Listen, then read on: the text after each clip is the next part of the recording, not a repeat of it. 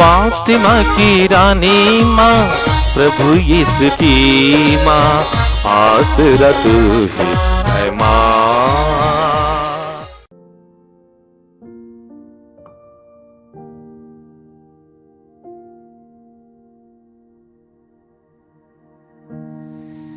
पहला पाठ प्रवक्ता ग्रंथ अध्याय 36 पद संख्याएं 1 से 2, 4 से 5, 10 से 17 तक। हे सर्वेश्वर प्रभु, हम पर दया दृष्टि कर। सब राष्ट्रों में अपने प्रति भय उत्पन्न कर। हे प्रभु, वे तुझे उसी प्रकार जान जाए जिस प्रकार हम जान गए कि तुझे छोड़कर और कोई ईश्वर नहीं।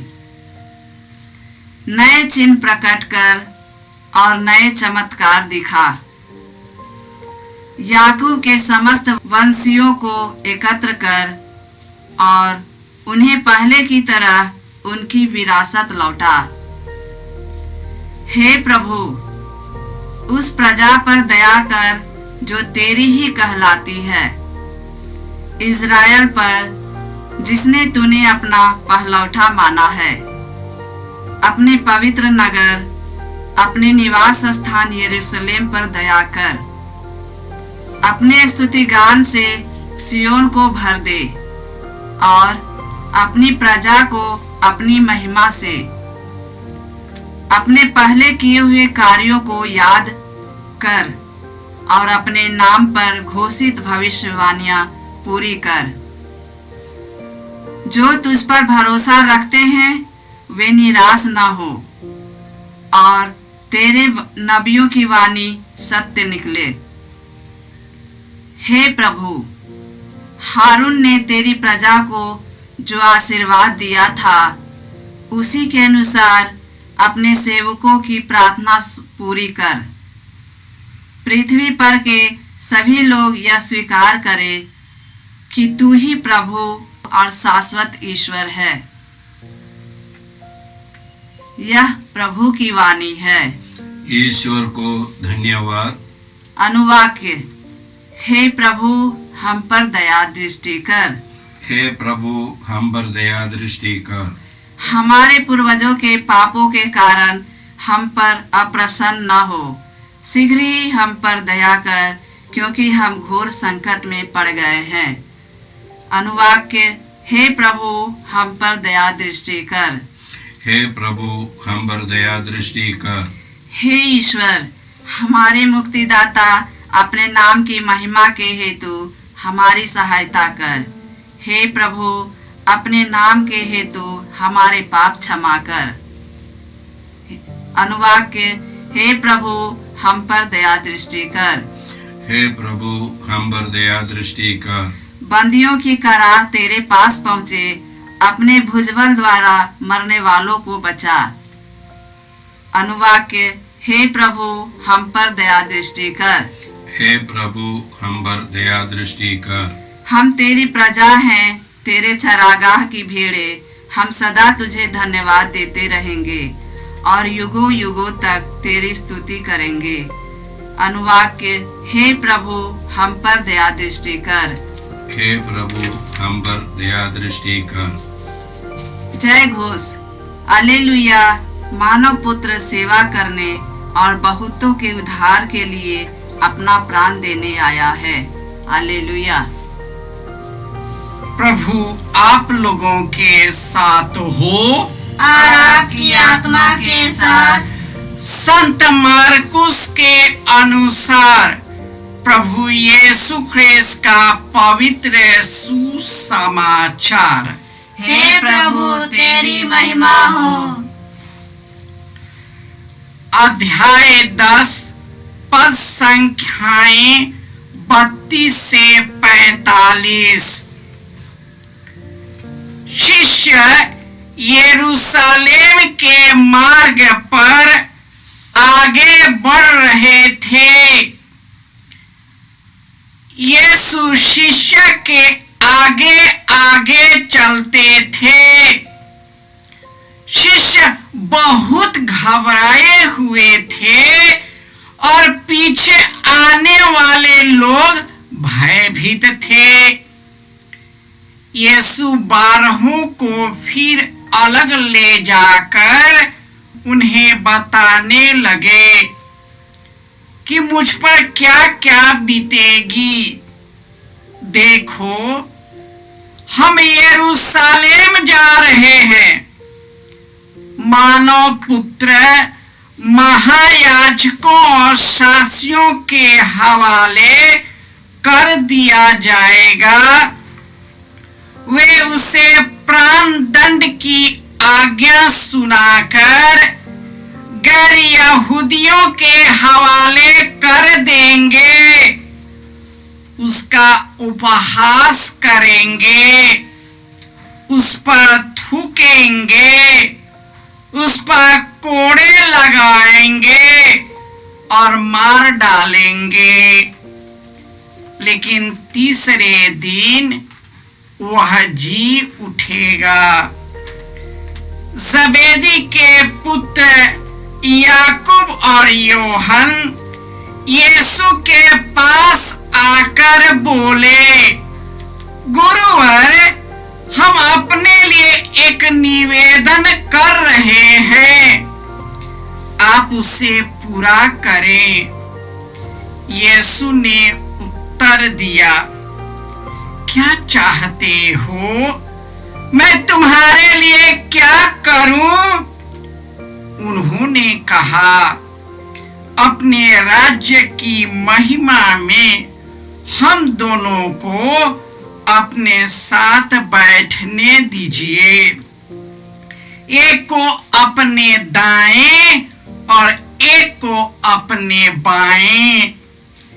यीशु ने उनसे कहा, तुम नहीं जानते कि क्या मांग रहे हो? जो प्याला मुझे पीना है, क्या तुम उसे पी सकते हो? और जो बपतिस्मा मुझे लेना है, क्या तुम उसे ले सकते हो? उन्होंने उत्तर दिया, हम यह कर सकते हैं। इस पर यीशु ने कहा, जो प्याला मुझे पीना है उसे तुम पियोगे, और जो बपतिस्मा मुझे लेना है उसे तुम लोगे, किंतु मुझे अपने दाएं या बाएं बैठने देने का अधिकार मेरा नहीं है। वे स्थान उन लोगों के लिए है जिनके लिए वे तैयार किए गए हैं। जब 10 प्रेरितों को यह मालूम हुआ तो वे याकूब और योहन पर क्रुद्ध हो गए।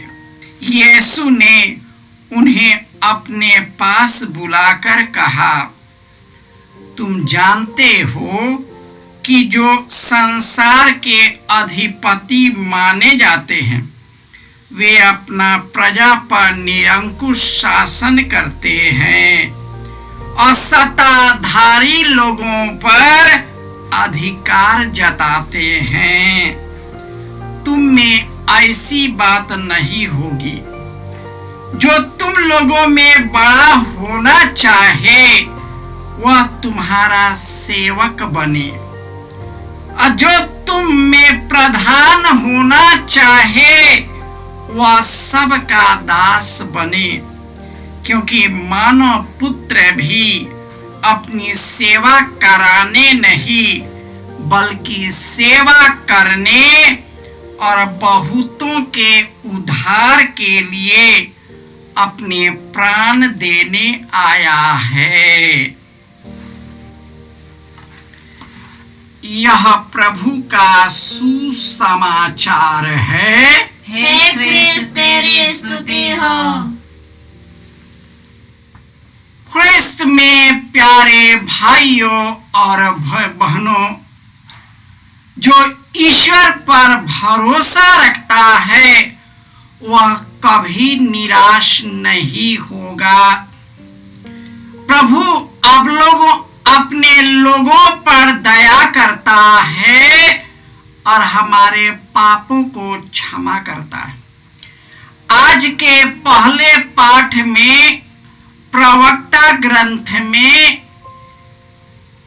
लोग ईश्वर की गुहार कर रहे हैं कि हे प्रभु हम पर दया दृष्टि कर, तू हमारे बीच चिन्ह और चमत्कार कर, तू हमें निराश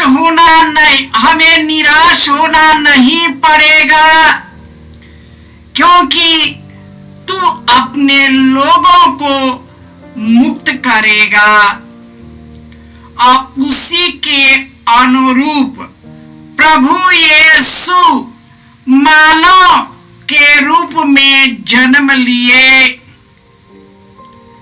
आज के सुसमाचार में जब शिष्य डर और घबराते हुए आगे बढ़ रहे थे और उसके पीछे आने वाले भी बहुत डरे हुए थे, उसी समय यीशु ने अपने शिष्यों से कहा, मानव पुत्र को शास्त्री और फरीसियों के हवाले कर दिया जाएगा, उसे प्राण दंड की आज्ञा मिलेगा, उसे गैर यहूदियों के हवाले कर दिया जाएगा, उसका उपहास करेंगे, उस पर थूकेंगे, उस पर कोड़े लगवाएंगे और मार डालेंगे, लेकिन तीसरे दिन वह जी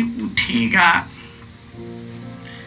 आज के इस कोरोना के भयावह डरावने और खौफ में लोग डर गए हैं। हम डर गए हैं क्योंकि हम लोगों ने कोई न कोई अपने परिजनों को खो दिया है। सच्चाई यह है कि जब हम इसी दुनिया में रम कर जीते हैं और इसी के लिए जीते हैं तो हम डर जाते हैं। इसी दुनिया को सब कुछ मान लेते हैं। इस लॉकडाउन में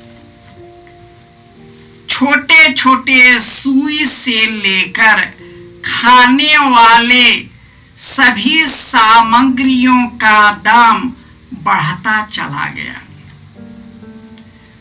छोटे छोटे टैबलेट से लेकर जिसकी रकम मामूली थी उसी का दाम 30,000, 40,000, 60,000।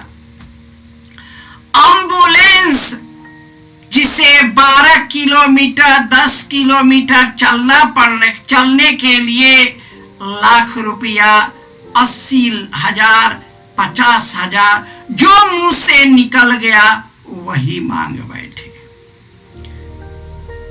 आज हम घबराए हुए क्योंकि हम इसी दुनिया का सब कुछ मान बैठा है। यही दुनिया सब कुछ है। और यीशु ने अपने जीवन काल में अपने मृत्यु की भविष्यवाणी की, लेकिन यही मृत्यु सब चीज का अंत नहीं है। यीशु ने कहा, मैं महिमान्वित होऊंगा जिससे जहां मैं रहूं वहां तुम भी रहो। मैं तेरे लिए स्थान का प्रबंध करूंगा और प्रबंध करके फिर आऊंगा और मैं तुम्हें वहां ले जाऊंगा जहां पर मैं हूं। यह दुनिया क्षण भंगुर है, आज है कल नहीं है। मेरे साथी कई लोग थे, अभी नहीं रहे, इस दुनिया में नहीं। एक दूसरे दुनिया में, यीशु के दुनिया में वे विराजमान रहते हैं। जब जबेदी के पुत्र याकूब और यूहन्ना ने यीशु से याचना की कि अपने राज्य में हमें एक को दाएं और दूसरे को बाएं, ये क्या है?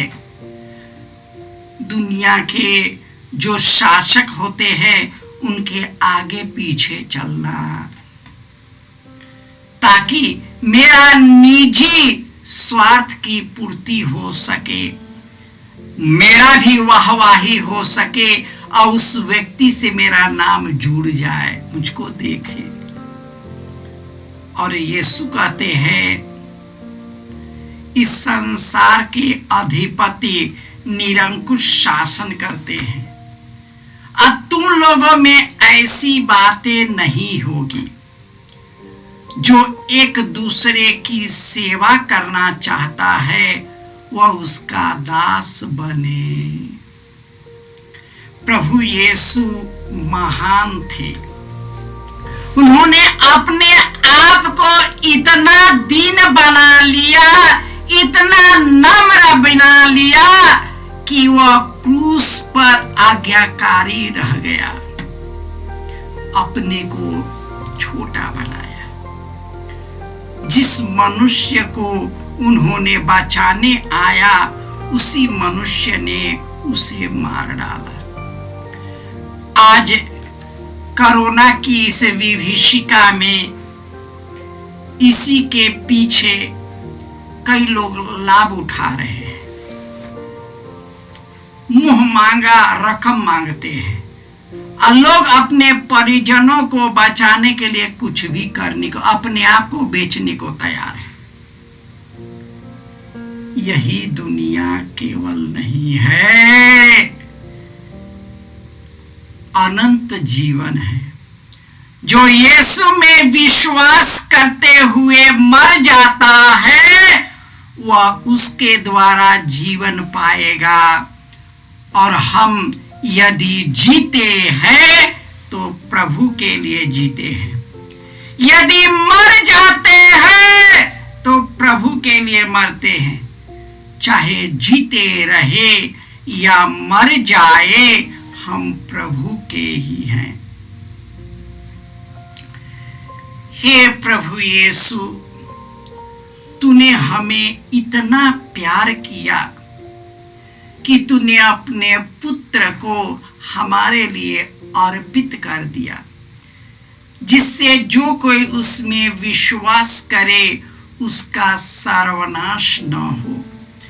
प्रभु, यह मृत्यु सर्वनाश नहीं है, लेकिन पापों से मुक्ति है, सांसारिक पाप से मुक्ति है, सांसारिक दुखों से मुक्ति है। यदि तेरे साथ मर गए हैं तो तेरे साथ जीवन भी प्राप्त करेंगे। हे प्रभु यीशु, जो अभी शैया पर पड़े पड़े दुखी है, उनके परिजन बहुत दुखी और उदास हैं, हे प्रभु अपना पवित्र आत्मा उसे प्रदान करे, अपनी शक्ति और साहस से विभूषित करे, ताकि हे प्रभु यीशु वे निडरता पूर्वक अपने बीमारियों से लड़ता रहे, और हे प्रभु तेरे ही शक्ति से इस पर विजय प्राप्त करे। जय यीशु। जय यीशु क्रिस्त में प्रिय भाई और बहनों, प्रभु यीशु ने हमें आदेश दिया है संसार के कोने कोने में जाकर सारी सृष्टि को सुसमाचार सुनाओ। सुसमाचार सुनने के लिए और सुनाने के लिए एक अच्छा मौका है। आप कृपया इस चैनल का सब्सक्राइब करें, लाइक करें, शेयर करें, बेल आइकन दबाएं, ताकि यहाँ की नई वीडियोस की सूचना आपको मिलती रहेगी। साथ साथ आप दूसरों को भी प्रेरणा दें इसका सब्सक्राइब करने के लिए। याद रखें, कल के मिसा के दैनिक पाठ और उस पर टिप्पणियाँ आज ही दोपहर के बाद हम लोग अपलोड करते हैं। कृपया आज ही उसको सुनकर कल की तैयारी करें। प्रभु यीशु आपको और आपके परिवार को 100 गुनी आशीष देंगे। जय यीशु।